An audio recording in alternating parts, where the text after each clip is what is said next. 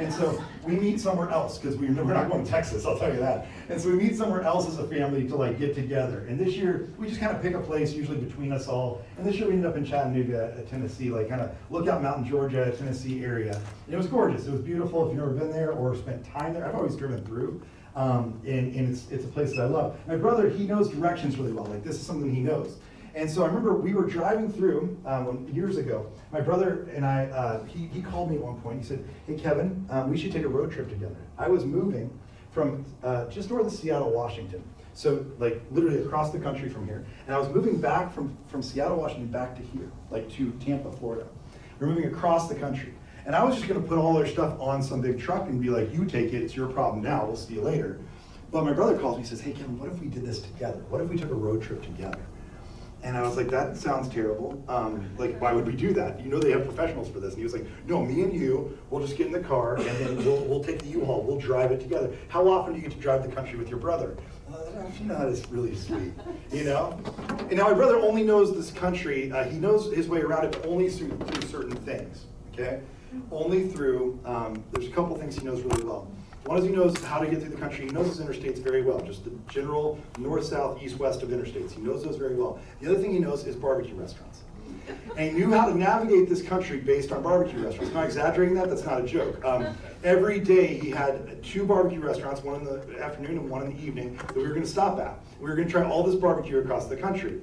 And so we're driving across, and I'm not kidding, like every day it was 2 barbecue restaurants, afternoon and evening. We were gonna eat as much as we possibly could, and we were going to see the whole country through his lens of what made it great. And so we're driving through, I remember there was one place we stopped, it was in just north of, it was in Kansas, and we stopped in a place, not Kansas City, we weren't quite there yet. We stopped, I mean, we went to Gates and all the normal places in Kansas City. But before we got there, we stopped at one place and it was called the Rib Crib. And I remember calling Marie and she said, "Where are you guys today? Where are you having lunch?" And I said, "Oh, we're at some place called the Rack Shack." And my brother was like, "Nope, it's called the Rib Crib." And I was like, "Oh, it's called the Rib Crib." And Rack Shack's a very different restaurant, if you don't know. You know, that's one you can find on Clearwater Beach, I'm sure. And so, yeah, so we didn't go there. We went to the Rib Crib. I want to be very clear about which one we went to. And then we ended up going a little bit further, and we went to, you know, all these other places, Gates and different places. And I remember we were driving into Chattanooga years and years ago. We were driving into Chattanooga.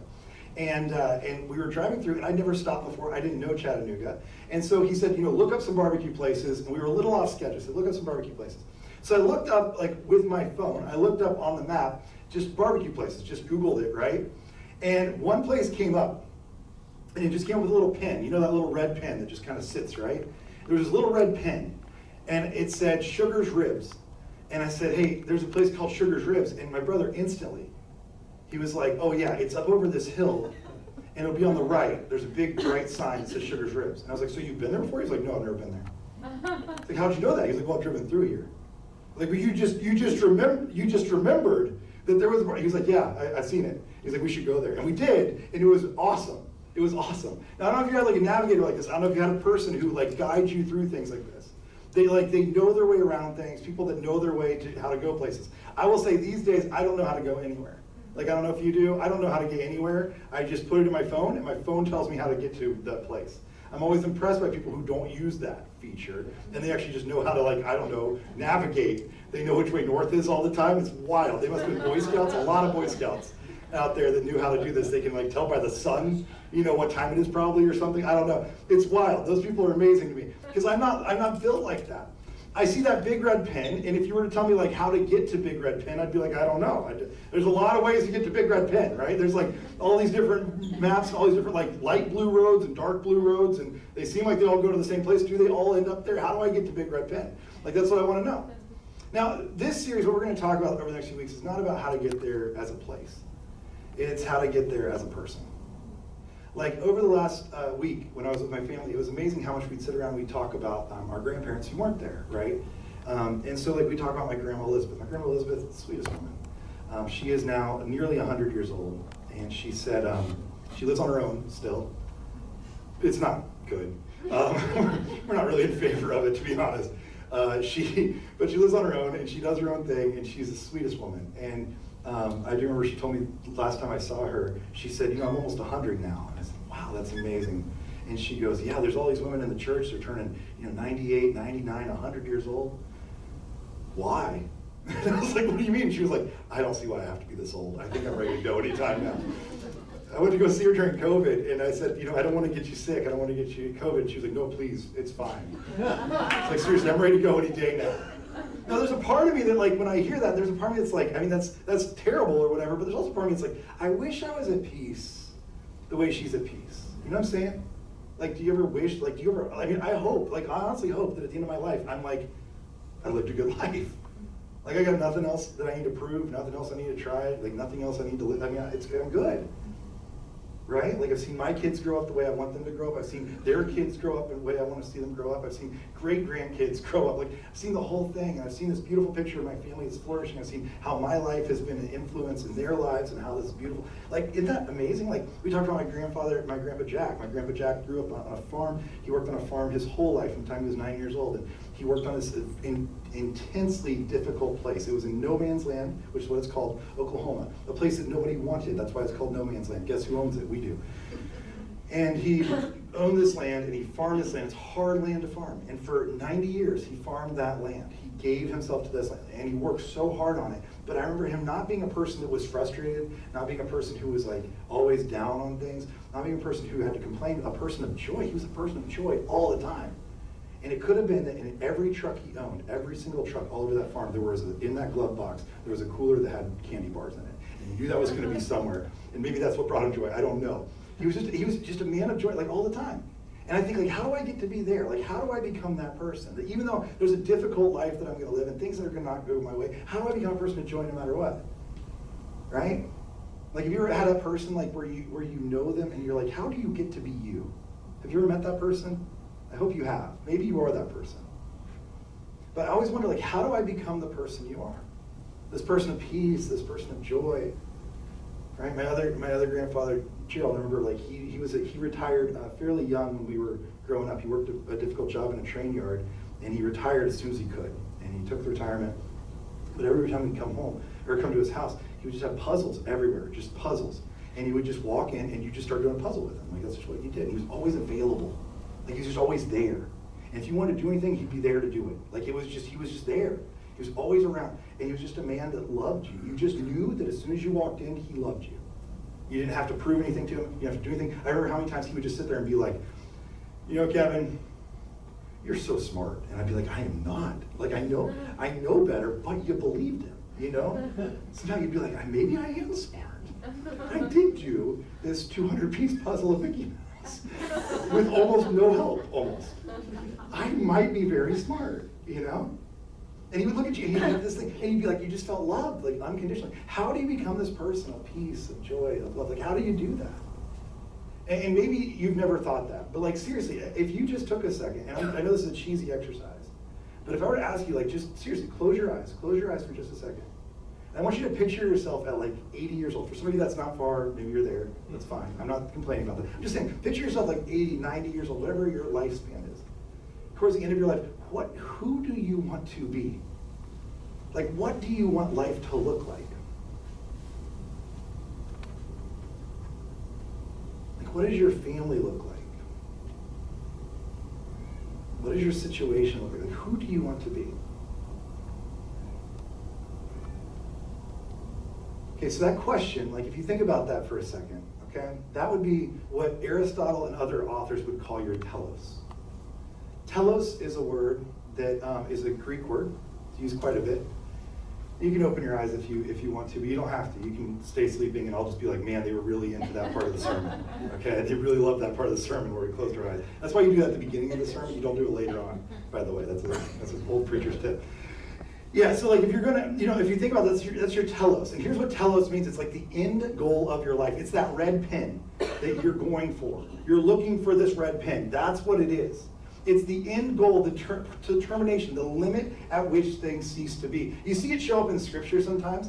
Actually, there's a couple spots in Matthew where this Scripture shows up, and this word shows up. Like, look at what it says here. So it says, but Peter followed him at a distance right up to the courtyard. Remember, this is after after Jesus is arrested. Peter follows Jesus to the courtyard. And right up to the courtyard of the high priest, he entered and sat down with the guards to see the outcome, the telos. Like, that's what he wants to see. He wants to see how it's going to end. Okay? Or like here it says, but the one who stands firm to the end, telos, to the end of their life, they will be saved. And Jesus says this in Matthew 24. And the gospel of the kingdom will be preached to the whole world as a testimony to all nations. And then the end, the telos, will come. Like the end of all things. There's this finality to the word telos. It's like the end goal of your life, the thing you're striving to be, the person you want to be. That's your telos. And Aristotle's the one who kind of started using this word as this thing that people use to describe their life and say, this is my end goal, this is the end point, this is the red dot that I'm looking for on this map. That's what I want to find. That's the telos I'm looking for. And for many of us, like, you may or may not have that. I don't know. I don't know what your life looks like. But my assumption is that all of us have something. If we, as you closed your eyes, there were probably things that you thought about that you're like, that's what I want my life to look like. That's what I'm shooting for. That's the direction I want to go. That's how I get there. And how to get there is the question, right? The how to get there is the part that we struggle with. But the end goal, most of us could probably crystallize in a few words, actually. You could probably come up with a few things. I know that if I were to use words like hope, hopeful, I think we all want to be hopeful people, or joyful people. I think most of us want to be people not just of happiness, but of deep joy.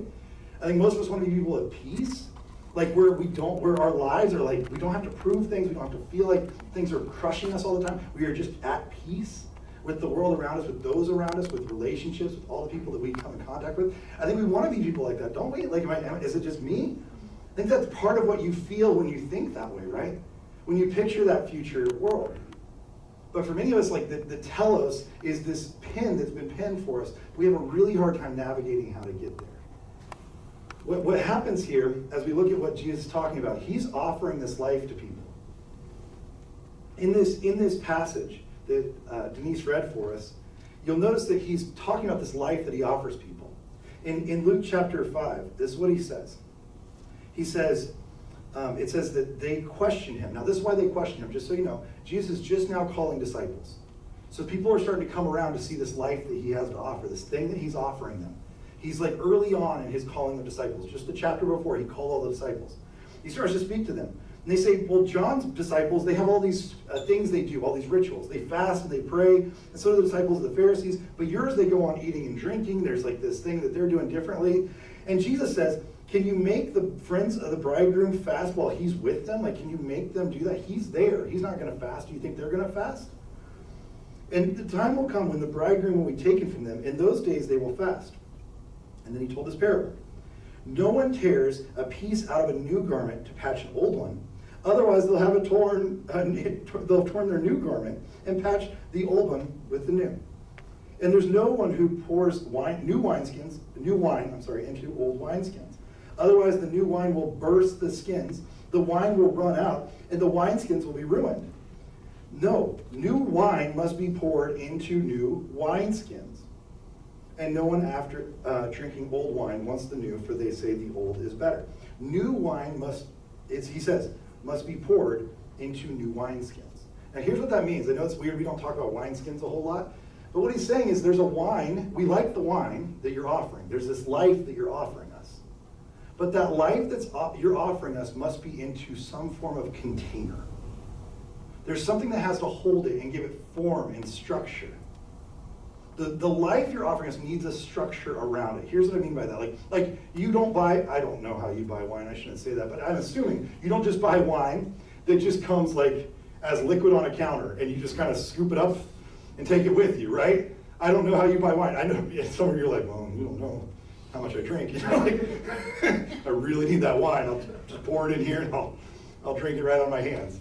I don't know how you buy wine. I don't know how fancy you are. I don't know if it comes in a bottle or a box. I don't know how much you like to party. But this but what he's talking about is that this wine needs a structure to live in. You can't live this life without a structure that will hold it. Now, most of us get caught up on this scripture because it's about new and old, and that is part of it. I'm not saying it's not part of it. What he's saying here is like, you can't live this life without some structure that holds it together. You need the wineskins to hold it up. You need something that's going to put some structure around it. And that's what this series is actually about. Now, you'll notice there's a rhythm to what he talked about. There's this part of it where it's going to be about fasting and about when not to fast and when to fast. He mentioned that. We'll get to that later. That's not for today. But what he does talk about is he talks about this form and structure that creates the life you want to live. The telos that you're shooting for, this red pin that you've been trying to get to, there's a structure that you need to have in place to help you get to that place. You won't get there on your own. You won't get there with the wine just spilling out all over the place. It needs something that holds it up and creates a structure around it. And this series, like what my goal is, my hope is that as we go through this series, we go through some things that are not about getting to a destination. It's not about doing more stuff. That's not what the goal is here. We're going to go through a bunch of practices. We're going to spend time on practices that have held up over time. Things that people have used for literally centuries to help them create the life that Jesus wants. To help them create the rhythm and the life that Jesus has put around them. We're going to talk about that for the next 9 weeks. We've got a while in this, okay? We're going to spend time on what that looks like and how to implement that. I think, and this is just me, over the beginning of the year, this is a great time to start to implement these things again. Maybe there's some things that you're really good at, maybe some things you're not very good at. Maybe some things you've never tried, maybe some things you do all the time, that you need to rebalance in your life. Because my guess is you have what's called a rule of life already in your life. So the rule of life is what scholars and theologians have called this practice, this idea for years. So when you take a collection of practices, put them together, they call it the rule of life. You have a rule of life, you just may not know it. Your rule of life may be setting an alarm very early and getting up and getting your day started. It may be going to the gym. It may be starting off with a run. It may be starting off with reading. It may be starting off with just getting up and rolling out of bed because your kids drug you out of it. It may be start out with whatever the patterns are that you have in your life. You probably have a pattern of life. You have a rule of life. And let me just say, if you don't create this structure, if you're not creating a pattern of your own, I promise you the world will create one for you. That's how they make money, right? We pay a lot of money for our phones, but who's making the real money on this, right? The phones are just an object that when they send a push notification, it's a chance for us to re-engage with the life that they want for us. Whether it's an app that you want to look at or a thing you want to buy, that is what they're sending you to put you back into their rhythm of life. If you don't have one for yourself, I guarantee you the world will create one.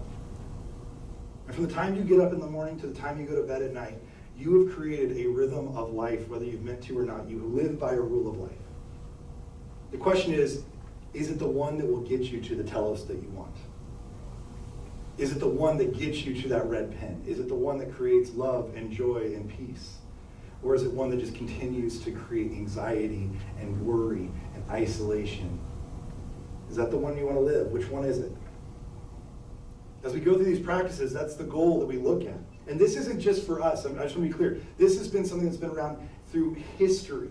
The rule of life is something that's come along for a long time. I'm sorry, today's not much of a sermon, by the way. Today is really just a history lesson on why this is so important. I hope that because we're not going to look at any more scripture. We're done. Okay, so that's this is just going to be kind of an understanding of what the rule of life means and what it is to live by a rule of life. This isn't something that just happened to us. It's not a new thing. This isn't a new fad. This is something that's been around for a long time. In the 4th century, the church was really in a bad place. In the 4th century, if you don't know, a guy named Constantine became the ruler of Rome. And when he was emperor of Rome, he decided that Christianity, in 313, he decided that Christianity would become a legalized religion, right? And then about 10 years later, he decided that it would become the official religion of Rome. And then in 340, in the ruling of Thessalonica, he says, it is now the only religion allowed in Rome. Christianity was the only religion allowed in Rome. Now, that sounds good if you are thinking well, that must be nice, and it wasn't. It was one of the worst things that happened to Christianity. Most people believe that Constantine only did this out of a political move. I know it's shocking to think that a politician would use religion to get ahead.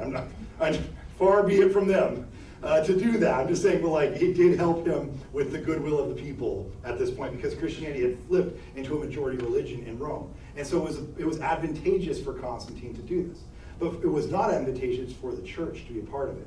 What happens, and if you ever notice this, if you pay attention to any powers in the world, every time that the church gets its spiritual power mixed up with earthly power, only one of those two can really win out, and generally it's going to be earthly power that's going to take the precedence. Because we're humans, and we're flawed, and man, we love some earthly power. And so at this time, the church had lost its way. The church was now everybody's thing. It was now a national religion, and it had lost what it had been, which was this radical movement that was changing lives and doing things. And if I'm being honest with you, this is where I think we are today. Like, this is where I think the church exists in America. Like, I don't know about you, but if I were to ask you, like, your Christian walk, what it's like to be a Christian, I can't tell you how many people, at least I talk to, that tell me, well, I was just born a Christian. Which isn't biblical, because I think Jesus says you have to be born again as a Christian, if I'm not mistaken. I could be reading that wrong. But like, it's not just you were born a Christian, or you were just born into a Christian house.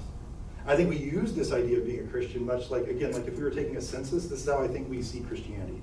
Is like, well, if I had a census, I wouldn't check that I'm Muslim or Hindu or agnostic. I'd probably say I'm a Christian. Like, it's just a box you check, because that's the closest you could come, right? Well, I'm not anything else, so I'm probably a Christian. It's our default setting as a nation, as a people.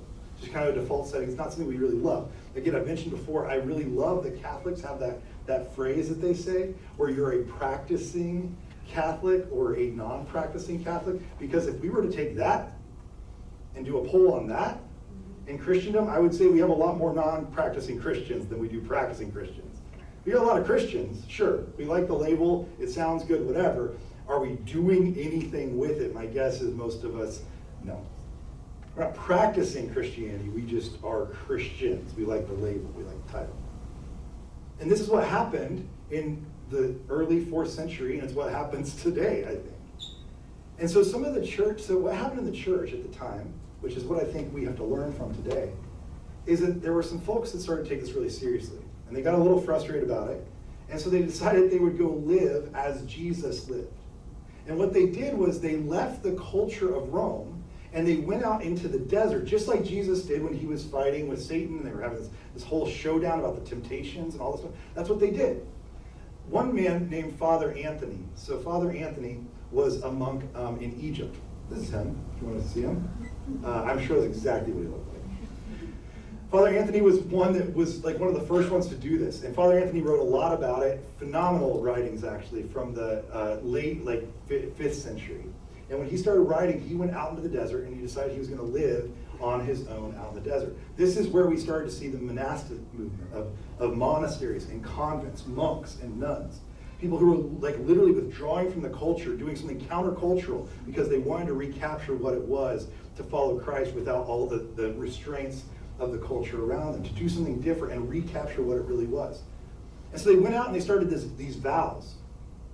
They were like, you're going to take a vow and you're going to like be a part of this community as you enter this community out here. It's going to look different than the culture you're used to.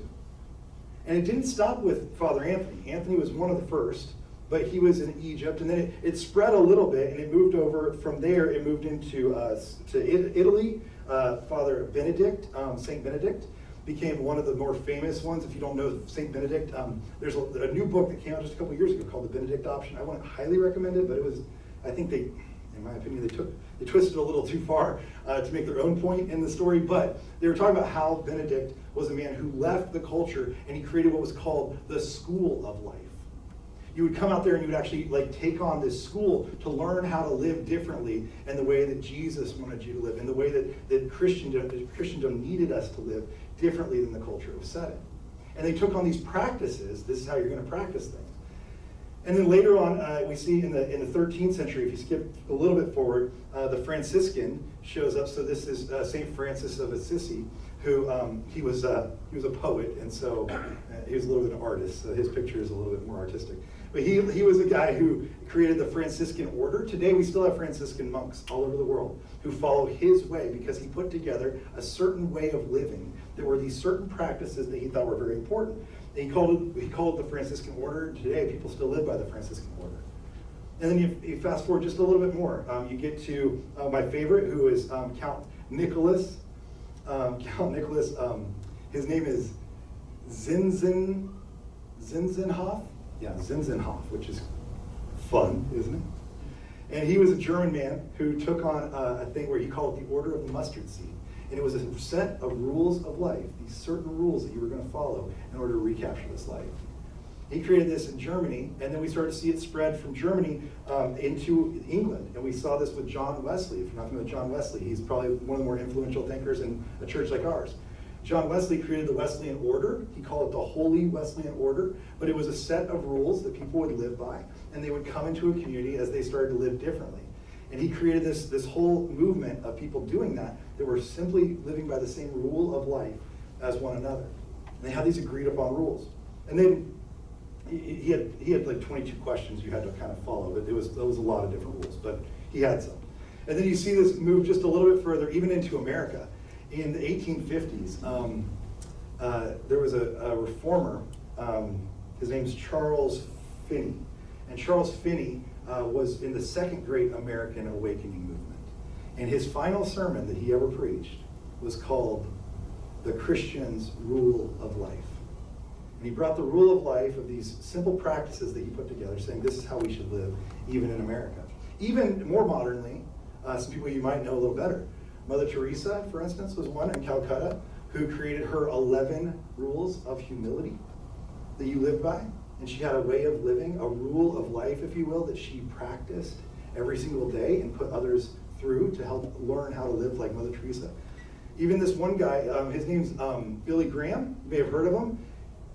He may or may not have gone to school at Trinity College. So you're standing on holy second floor right now. He didn't go to this campus. It was a different campus. I think he was there for 7 days. But he went to Trinity College.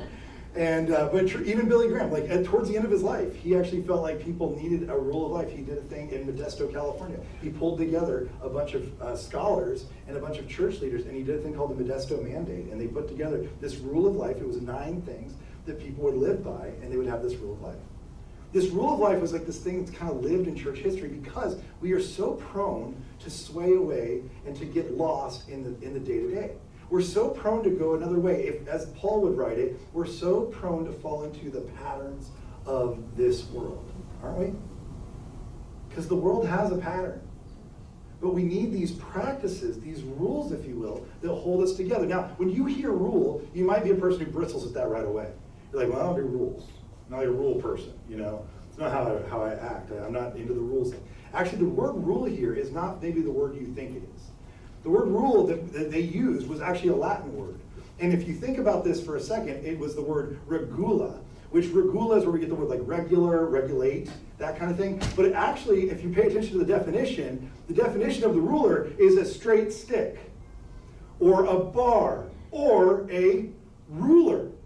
So what it is it's the thing that holds you from where you're at right now to that point that you want to be at. The red dot you're shooting for, the telos that you're trying to get to, it's the straight line that you look at and say, this is how far away I am from the person I want to be and the person I am right now. It's the straight line that helps you. The rule is not just a rule, just to follow a rule. The rule is the straight line that helps you stay on course to know where you're going. Now, for many of us, we struggle with this maybe a little bit. And this is why I think that this series, I want to call it not a rule of life, but a rhythm of life. And here's why I think that's important. And I'll just tell you like up front, here's why we're doing this in the way we're doing it with this series. We're going to go through a whole bunch of these, but I want you to see them as a rhythm, not as just a rule. Because there are times where you're going to need one more than another. There's this old saying that if I were to fly, or if I were to sail from New York to London, right? If I were to set a course to sail from New York to London, and if I set my course just 1 degree wrong, I would miss my target by over 60 miles when I got to England. I'd be like nowhere near where I wanted to land. And that is true. I do agree with that. Like you need to know where you're going, have that destination in mind, be on track. But if you ever actually sailed, I've only done it once, it did not go great. But here's what I know about sailing. Sailing is not a straight line. Never has been, never will be. As you sail, you jibe and you tack. You jibe and you tack. You're constantly moving north and south. You're adjusting to the winds and to the waves. You're constantly moving as this thing happens. You're readjusting and reasserting yourself to go the right direction. You're not just staying still. It's not a static course. You're constantly realigning yourself with the destination you're trying to get to. And there are times, I think, in our lives where we get heavy on one thing, and that's fine. But we have to readjust in the way we're going. It's not just a final destination that we're just smooth sailing one direction only the entire way. We have to be willing to move as we go. There are rhythms involved. And for some of us, like, that's what we have to learn. I think so many times we get hung up on these disciplines, and we're like, if I miss one, then everything else falls apart. Or if I think I don't need one, I just completely throw it out. There will be times, as we'll look through these in just a second, there will be times where you're going to need some of these more than others, and times where you're going to need to lean on these. My goal is more that, it's a terrible analogy, but my goal is more that you see this more as here are disciplines in my tool belt that I know how to use that keep me on this course. And they create this ruler that creates a boundary for me. But much like if you went to the gym, and if you've never been there before, and you were like, I want to go in, I want to get like really big biceps. And guys, I've wanted that my whole life. It's never happened. My arms are too long. I don't think it's possible to create biceps on these arms because they just get longer. Like I think it's terrible, you know? I'm terrible at bench press. I'm horrible at it. Anybody do bench press? Yeah. I love the people who are like, they have like a chest out here and they got arms this long and they're like, I'm great at bench press. Like, well, I'm great at bench press too if it moves 2 inches. Some of us have monkey arms and no chest at all. It's a long way to go, nerds. I hate those people. Anyways, if you go into the gym and you're like, I want to get better at bench press, or I want to have a bigger chest, or I want bigger arms, or whatever. If you walk in the first time, you probably don't know how to do that. You see a lot of machines, a lot of people grunting, you see a lot of weights in front of you. Which thing do I do? How do I move the things? What's the goal here? You don't know. Now, eventually, after you've done this for a while, and you've lifted for a while, and you've been around people that have lifted for a while, there comes a point where when you walk in next time and you say, I want to do this one thing, I want this one goal accomplished, you know the exercises and the right things to do to get you there. The problem is, most of us, we don't practice any of it. We hear about it, we're around church a little bit, we know that, like, I don't know, fasting's a thing, or minimalism's a thing, or generosity's a thing, or we know things like that are good. We don't practice it ever, so we don't know if it works for us or not. We don't know what we're supposed to do with it. The goal during this series is we're actually going to practice these things together. If you're not already in a group, I would encourage you to get in a group of people who practice these things, to try them out, to like give it a shot, actually like doing the thing, because that's kind of what Jesus tells us to do, is that we actually have to do the thing that we're supposed to do. We can't just talk about it or learn about it, but we actually have to practice it. And so if we look at it, there's a rule of life, there's 9 things that we're going to walk through. Now, these are not the only things you could ever have in a rule of life, but there are 9 things that we've that really have lived as the major rule of life. And the cool thing about them is they live in this way that is so countercultural to everything else. And it's going to be hard for some of us, but it's something we have to practice. The first, probably one that you're not shocked with at all, is prayer. And I do believe that prayer is a rule of life we have to add to our daily routines if it's not already there. We're going to have to shift some things around and make this a thing, because prayer in the culture of distraction that we live in is very difficult. We live in a culture of distraction at all times. We live in what's called the attention economy. Things are trying to distract you. They're trying to literally take your attention. And it's really hard to focus and pray when you live in a culture of distraction. But it's something that we think is, that I believe is absolutely necessary if we're going to have any form of getting to the place we want to go. Second is Scripture.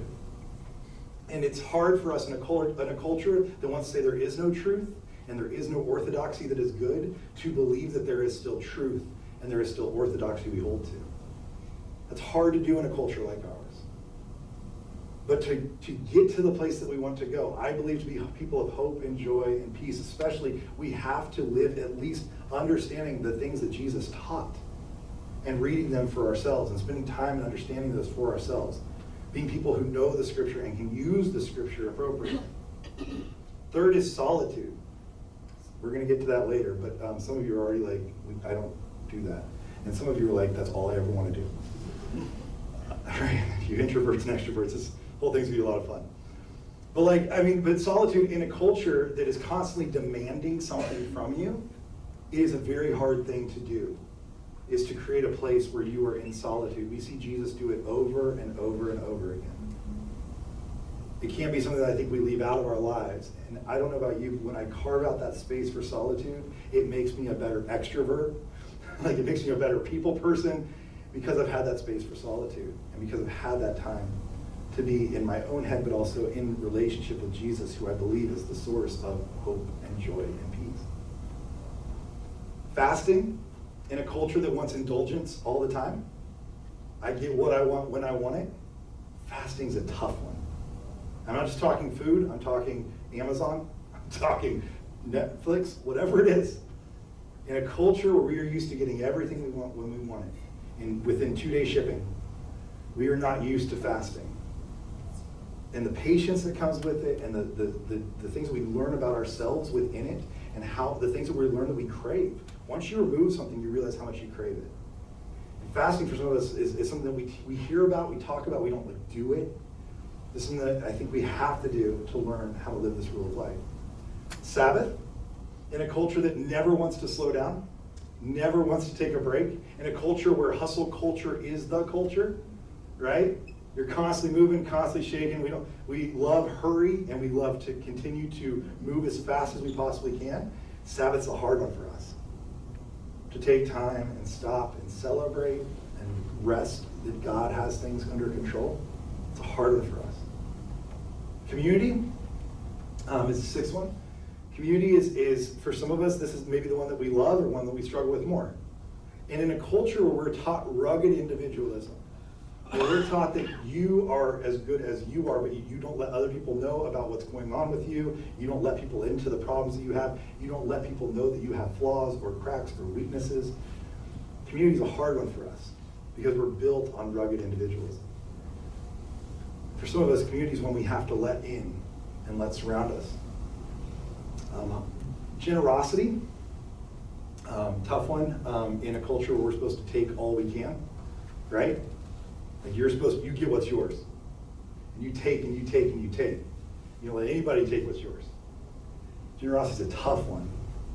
To allow God to say, I am enough, and believe that there is enough, and to allow him to take what is rightfully his and use it. I know nobody's going to be here that Sunday. We're not just talking about tithing, so I just want to warn you, that's not what that one's about. It's about generosity, which is way more and above and beyond tithing, okay? Hospitality. Hospitality is how the gospel spread in the early culture. And again, in a culture where hostility is, I think, what sells right now, if I'm being honest with you. I think hostility sells. Hostility is how you win. It's how you're in charge. It's how we pit one another against one another. Hostility is what sells right now. Hospitality is the opposite, and it's going to be an uphill battle to be people of hospitality.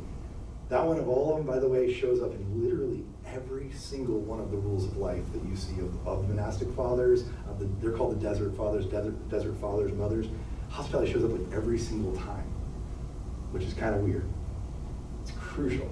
And the last one is simplicity. You see this a lot in convents, you see this a lot with monks, you see this one that show up a lot. But in a culture where, again, we are taught that you're supposed to take as much as you can and consume all you possibly can. We live in what's called a consumer economy.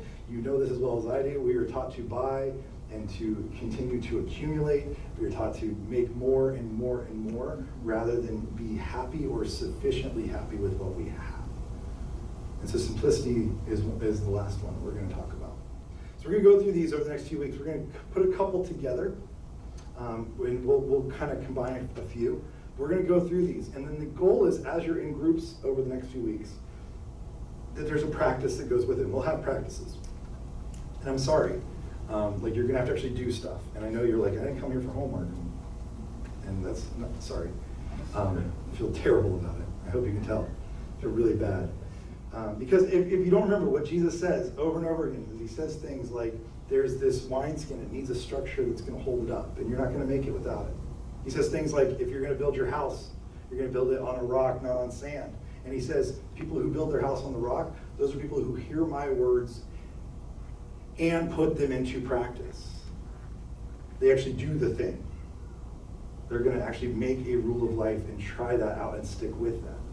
Again, for us, it's rhythms. It's going to be something where some of these will come and go. There might be times where you need more solitude. There might be times where you need more community. Right? Times where you need to give more, or times where you need to just be happy with what you have. There's going to be different things that come and go. My goal is not that this is not about us doing things. It's about what these things can do to us. So my hope is that at the end of this time, we see ourselves more like the people we want to be. The telos that we're shooting for. that we use these rules as a ruler to see us getting closer and closer to the people that we want to become and the people that Jesus wants us to be in this world. One of the hard things is you probably hear that and you go, well, I'm going to have to add like 1 million hours to my calendar. How do I do this? The reality is you're not adding anything. Jesus actually never asks anybody to add anything to their life. But he does ask you to subtract some things. The kingdom doesn't come through addition, it actually comes through subtraction. Being willing to remove some other things from our lives to make room for this. Like there might be a little bit less Netflixing. And I know that Meghan Markle just started a new show, and I know we're all going to have to give that up, and that's a tough one. And some of you are like, I know what I'm giving up for Lent right now. No, like, we're going to have to give that up. I know it's hard. Or it might come down to like less time where you're, I don't know, playing Wordle. I'm sorry to be that guy, right? It might come down to some things that you do less of. For some of us, including me, it might come down to working less, which we're not taught to do in our culture. I don't know if you know that or not. Like, this is what it looks like. It's going to be a removal of things to create room for better things. And using those things as a rule of life that help us get to the telos that God's called us to. So before we leave, we're going to sing just for a second. We're going to ask God to make room in our lives for us. That we would make room for him to do the things he wants to do in this next few weeks together. So if you would, let's stand together and let's pray. Jesus, I thank you for your way of life, your way of living. I thank you for the beauty of it. For so many of us in this room, we probably are not where we want to be, if we're being honest. We're probably not living the life we want to live. We're not the people we want to be. We don't have the attributes that we're hoping for. But Jesus, I pray that as we put these rules, this ruler up to our lives, that you would help us be people who become more and more like you. People who are full of hope, people who are full of love, people who are full of joy, people who are peaceful, people in a world that needs it. I pray that over this next few weeks as we realign our lives just as a church, but as individuals too. I pray that as we start just a new year as a community, you would help us to realign our lives around yours. Thank you so much for your example. I pray that we would learn from it as we go through this. We love you. We thank you for your love for us. In Jesus' name.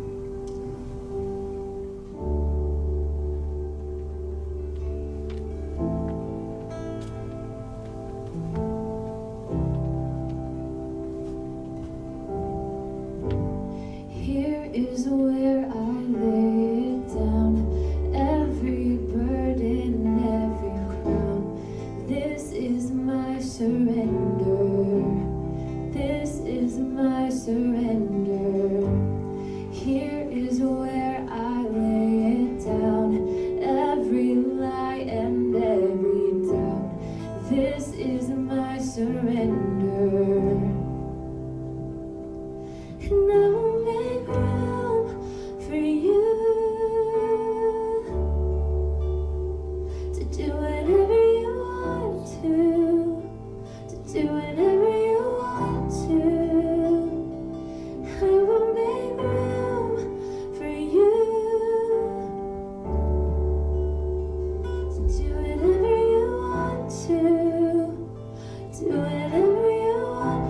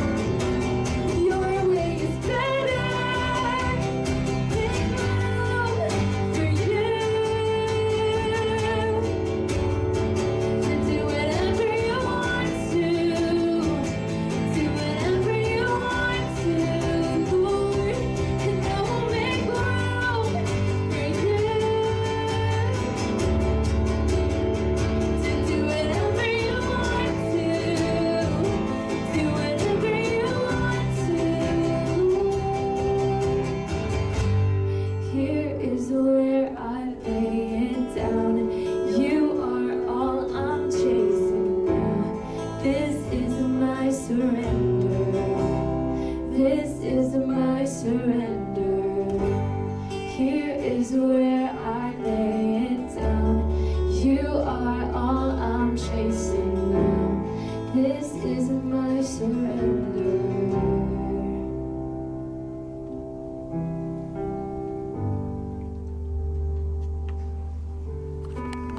Well, I hope that you have a great week, and I'll see you back next week as we begin this series, kind of getting into the practices together.